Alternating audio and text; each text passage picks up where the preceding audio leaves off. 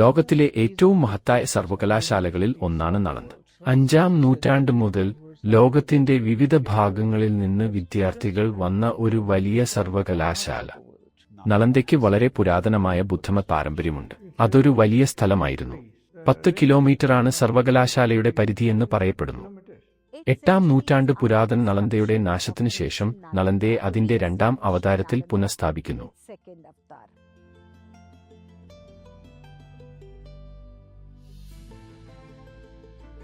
10-ാം നൂറ്റാണ്ടിലും 11-ാം നൂറ്റാണ്ടിലും ഇറ്റലിയിലെ ബൊലോഗ്ന യൂണിവേഴ്സിറ്റി എന്നറിയപ്പെട്ട ആദ്യത്തെ ആധുനിക സർവകലാശാല, 12-ാം നൂറ്റാണ്ടിലെ ഓക്സ്ഫോർഡ് യൂണിവേഴ്സിറ്റി, 13-ാം നൂറ്റാണ്ടിലെ കേംബ്രിഡ്ജ് യൂണിവേഴ്സിറ്റി. നോക്കൂ, അതിന് 700 വർഷങ്ങൾക്ക് മുമ്പ് നിങ്ങൾക്ക് ഇവിടെ ഇന്ത്യയിൽ ഒരു അന്താരാഷ്ട്ര സർവകലാശാല ഉണ്ടായിരുന്നു.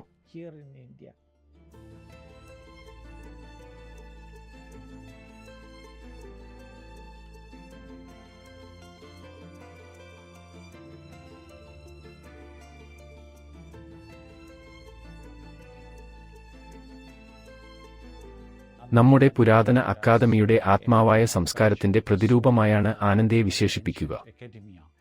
ആനന്ദയിൽ പഠിപ്പിച്ചിരുന്ന ഏറ്റവും പ്രധാനപ്പെട്ട പാഠ്യപദ്ധതികളിലൊന്നായ വാചികേശവിദ്യ എന്നാൽ മെഡിക്കൽ വിദ്യാഭ്യാസം എന്നാണ്. എല്ലാ ദിവസവും നൂറുകണക്കിന് ക്ലാസുകൾ ഉണ്ടായിരിക്കും എന്നതിനാൽ ആ പ്രദേശമാകെ ആളുകളുടെ തിരക്കും ഉണ്ടായിട്ടുണ്ടാകാം. യൂണിവേഴ്സിറ്റിയിൽ വിവിധ കോഴ്സുകൾ പഠിപ്പിച്ചു.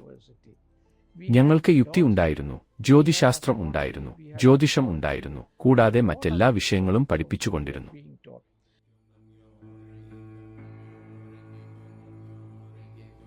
നിങ്ങൾ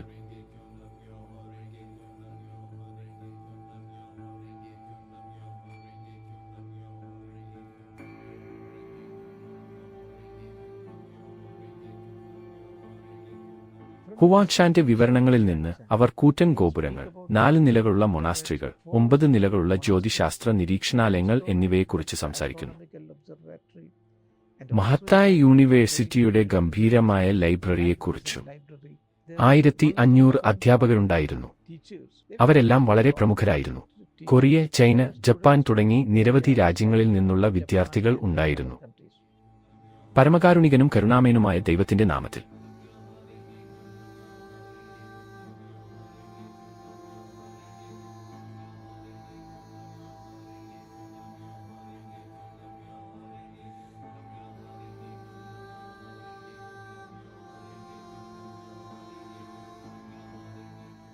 ഇന്ത്യക്ക് എല്ലാം നഷ്ടപ്പെട്ടു. ഇന്ത്യക്ക് ആത്മാവ് നഷ്ടപ്പെട്ടു. നളന്ദ നശിപ്പിക്കപ്പെട്ടപ്പോൾ ജീവിതത്തിന്റെ വിവിധ വശങ്ങളെക്കുറിച്ചുള്ള മഹത്തായതും വിലപ്പെട്ടതുമായ പുസ്തകങ്ങൾ ഉണ്ടായിരുന്നു. അവയെല്ലാം പൂർണ്ണമായും ജനങ്ങൾ നശിപ്പിച്ചു. പുരാവസ്തു തെളിവുകൾ അവിടെയുണ്ട്. നളന്ദയുടെ നാശത്തിനു ശേഷം ഇന്ത്യയിൽ നിന്ന് ബുദ്ധമതം ക്ഷയിച്ചു. ആളുകൾ നളന്ദ സർവകലാശാലയെ മറന്നു, ബുദ്ധനെക്കുറിച്ചു. ലോകത്ത് ഇതുവരെ കണ്ടെത്തിയതിൽ വച്ച് ഏറ്റവും വലിയ സർവകലാശാലയാണിത്. 1811-ൽ ഫ്രാൻസിസ് ബേക്കനും ഹാമിൽട്ടണും ആദ്യമായി അദ്ദേഹം അതിന്റെ അവശിഷ്ടങ്ങൾ കണ്ടു. യൂണിവേഴ്സിറ്റി, പക്ഷേ അതൊരു സർവകലാശാലയാണെന്ന് അദ്ദേഹത്തിന് അറിയില്ലായിരുന്നു. ഇത് പൂർണ്ണമായും ഭൂമിക്കടിയിലായി ഗ്രാമങ്ങൾ മുകളിൽ സ്ഥിരതാമസമാക്കി. അതിന്റെ അടിസ്ഥാനത്തിൽ ഒരാൾക്ക് പുറത്തേക്ക് യാത്ര ചെയ്യാം. കണ്ണിംഗ്ഹാം ഇവിടെ കുഴിയെടുക്കാൻ തുടങ്ങിയിട്ടുണ്ട്. അങ്ങനെ ആദ്യത്തെ ഉത്ഖനനം 1872-ാം വർഷത്തിലായിരുന്നു. വളരെ ചെറിയ ഒരു ഖനനം മാത്രമായിരുന്നു അത്. തുടർന്ന് 19-15 വർഷം മുതൽ 37 വരെ ക്ഷേത്ര സമുച്ചയം മുഴുവൻ ഖനനം ചെയ്തു. സന്യാസത്തിന്റെ മുഴുവൻ ഭാഗവും കുഴിച്ചെടുത്തു. പിന്നീട് 1974 മുതൽ 84 വരെ ഒരു ചെറിയ തരം ഖനനവും ഏറ്റെടുത്തു. എന്റെ ഭരണകാലത്ത് ആ പ്രദേശത്തിന്റെ പുരാവസ്തു കണ്ടെത്തൽ, ക്ഷേത്രം നമ്പർ 3-ന് തൊട്ടടുത്തുള്ള ചില അവശിഷ്ടങ്ങൾ ഖനനം ചെയ്യാൻ ഞാൻ ശ്രമിച്ചു. പ്രശസ്ത പുരാവസ്തു ഗവേഷകൻ പെർസി ബ്രൗൺ ക്ഷേത്ര നമ്പർ 3-ന്റെ ഒരു അനുമാന ഡ്രോയിംഗ് സൃഷ്ടിച്ചു. ഇത് യഥാർത്ഥമായതിന് വളരെ അടുത്താണ്. നിരവധി ലിഖിതങ്ങൾ, രാജാക്കന്മാരുടെ ലിഖിതങ്ങൾ, ചില സംഭാവനകളുടെ ലിഖിതങ്ങൾ എന്നിവയും അവിടെ നിന്ന് കുഴിച്ചെടുത്തിട്ടുണ്ട്. ഈ ലിഖിതങ്ങൾ ചരിത്രത്തെക്കുറിച്ച് ശ്രദ്ധേയമായ വെളിച്ചം വീശുന്നു. നളന്ദയിൽ നിന്ന് അസംഖ്യം ശില്പങ്ങൾ ഖനനം ചെയ്തു. ഭഗവാൻ ബുദ്ധന്റെ ശില്പങ്ങൾ വിവിധ രൂപങ്ങളിൽ.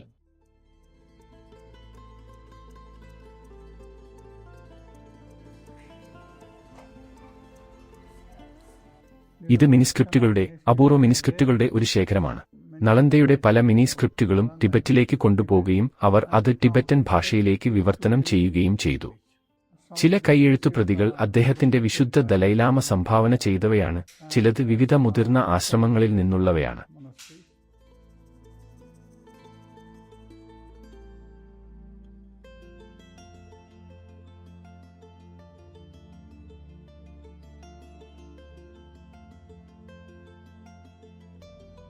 എണ്ണൂറ് വർഷത്തെ തുടർച്ചയായ വിദ്യാഭ്യാസത്തിന്റെ ചരിത്രവും പിന്നീട് 800 വർഷത്തെ ഇടവേളയുമുണ്ടായിരുന്നു. അതിനുശേഷം നളന്ദ സൃഷ്ടിക്കപ്പെടുകയോ പുനഃസ്ഥാപിക്കപ്പെടുകയോ ചെയ്തു. ഞാൻ നളന്ദയെ പുനർനിർമ്മിക്കാൻ ശ്രമിക്കുകയാണ്. ഇന്നത്തെ സാഹചര്യത്തിൽ അതിനെ പുനർനിർവചിച്ചു പുരാതൻ നളന്ദയെ അടിസ്ഥാനമാക്കി. നളന്ദ സർവകലാശാലയിൽ 31 രാജ്യങ്ങളിൽ നിന്നുള്ള വിദ്യാർത്ഥികളുണ്ട്. അതിനാൽ ഇത് യഥാർത്ഥത്തിൽ ഒരു സാംസ്കാരികമാണ്. ഇവിടെ സംഭവിക്കുന്ന സംഘം. ഇതാണ് അഡ്മിനിസ്ട്രേറ്റീവ് ബ്ലോക്ക് വിംഗ്. ഞങ്ങൾക്ക് അവിടെ മറ്റൊരു ചിറകുണ്ട്. 27-ൽ ഞങ്ങൾ നിർമ്മാണം ആരംഭിച്ചു. ഞങ്ങൾക്ക് ഏകദേശമുണ്ട് 80-ലധികം ഘടനകൾ തയ്യാറായി കഴിഞ്ഞു. ഇവയെല്ലാം അക്കാദമിക്, അഡ്മിനിസ്ട്രേറ്റീവ്, പരീക്ഷാ കേന്ദ്രങ്ങൾ, വിദ്യാർത്ഥികളുടെ സൗകര്യങ്ങൾ, ക്ലാസ് മുറികൾ, ഫാക്കൽറ്റി മുറികൾ എന്നിവയാണ്. മിനി ഓഡിറ്റോറിയം, ഇവയെല്ലാം തയ്യാറാണ്. എല്ലാ കാര്യങ്ങളിലും ഞങ്ങൾ പൂർണ്ണരാണ്. താമസസ്ഥലങ്ങൾ മാത്രമാണ് നിർമ്മാണം പുരോഗമിക്കുന്നത്. 70% കഴിഞ്ഞു. മൾട്ടിപോളാർ ലോകത്തെ നോക്കുന്നതിനാൽ ഞങ്ങൾ ഇതിനകം ഭാവിയിലെ ഒരു സർവകലാശാലയാണെന്ന് ഞാൻ കരുതുന്നു. ചരിത്രത്തിലെ പല പ്രക്ഷുബ്ധതകൾക്കും വ്യതിയാനങ്ങൾക്കും ശേഷം ഏകദേശം 800 വർഷത്തിനടുത്ത് ഫീനിക്സ് പൂർണ്ണമായും നശിപ്പിക്കപ്പെട്ടതുപോലെ പുതിയ അന്താരാഷ്ട്ര സർവകലാശാല വീണ്ടും ഹാളിലേക്ക് ചാടും. എന്നാൽ ആ ചാരത്തിൽ നിന്ന് ഇപ്പോൾ പുതിയ സർവകലാശാല വരുന്നു. അത് ലോകമെമ്പാടും സമാധാനത്തിന്റെയും അഹിംസയുടെയും സന്ദേശം നൽകും.